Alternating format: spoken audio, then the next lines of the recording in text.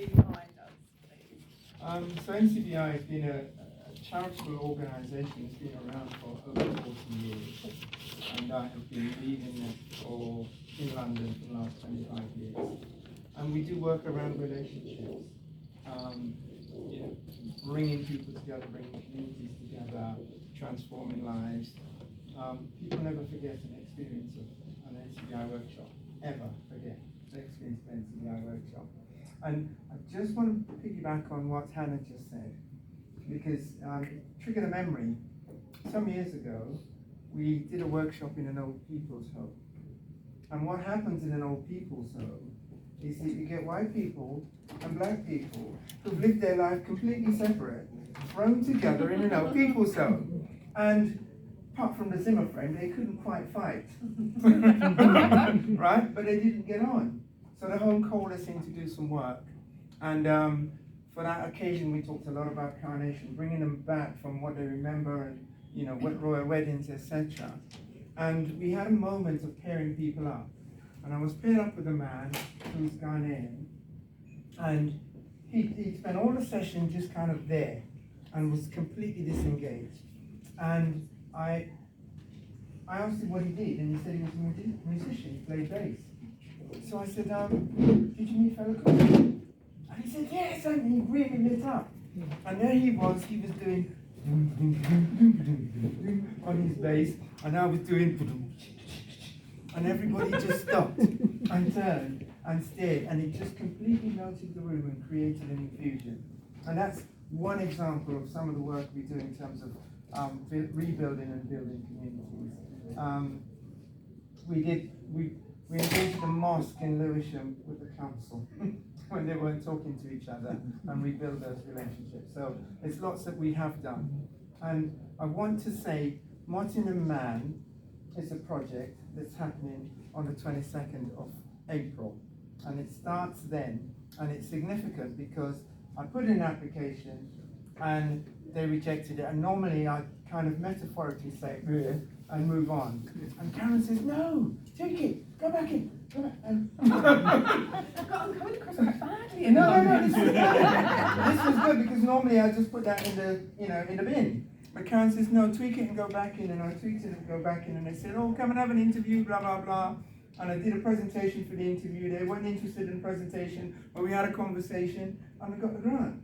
So Nottingham Man is because of you. So you go back in. Being like a Rottweiler, not letting go, not letting go of that fund. So that's really good.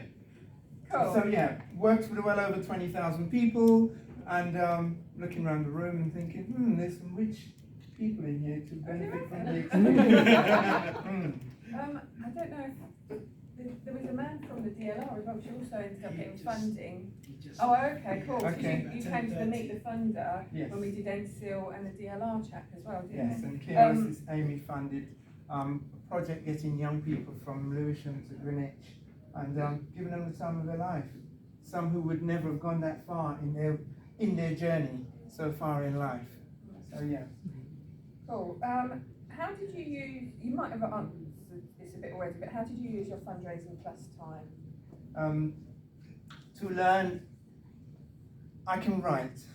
I can't write funding applications because I put too much passion in it.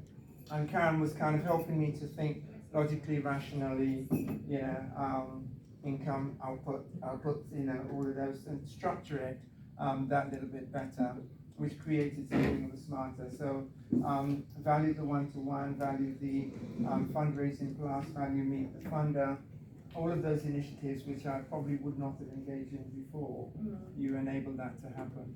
So it's just really, tremendous. Yeah. And did I tell you you're my favourite person?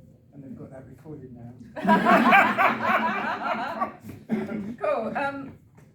I think this is one of the key questions. It's quite nice that this is the last question. Why do you think you made so much progress? Because I turned up for every meeting, even if I didn't do my homework, I turned up and scheduled my commitments and worked to that commitment, and I worked to do what I said I would do, and held myself accountable in terms of the conversation. So, you know, ideally when we meet, it is tick, okay, you've done that, tick, you've done that, etc. Yeah. Yeah. Yeah, I really appreciate working with you. I think one of those first meetings, we were like, what needs to happen? And you were like, right, okay. And, you know, I didn't push that, I just let you answer it. And you went right there and then, opened up your diary and was like, that's my fundraising time, week 1, that's my fundraising. And you just went through, and I just thought, this is the kind of chap I can be working with. Yes. So, yeah, I've really appreciated That's my business coach chat. Yeah. Management Yeah. diary. Yeah. So we kind of had, yeah, Oh, yeah. anyway, we were all running a bit, this is DLR. I just talked about Cool. Keoli saying he's supporting the DLR Yeah. funding project from Lewis. We've got it on video So, anyway. we've got Got to be quick apparently.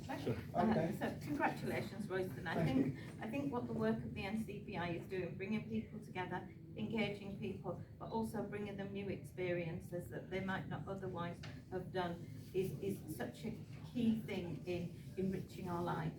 I don't think people realise how important that is, about listening to people, hearing their stories, but then actually building that into something that's much bigger to give them new experiences, not just in Lewisham, but in further afield as well, and working with the broad range of people that you have. Pretty much everybody who's in Lewisham can take part in your service. So I'd like to say congratulations for sticking it out, because it's not easy to be committed to the funded project for the months that it takes. So well done and congratulations, Royston.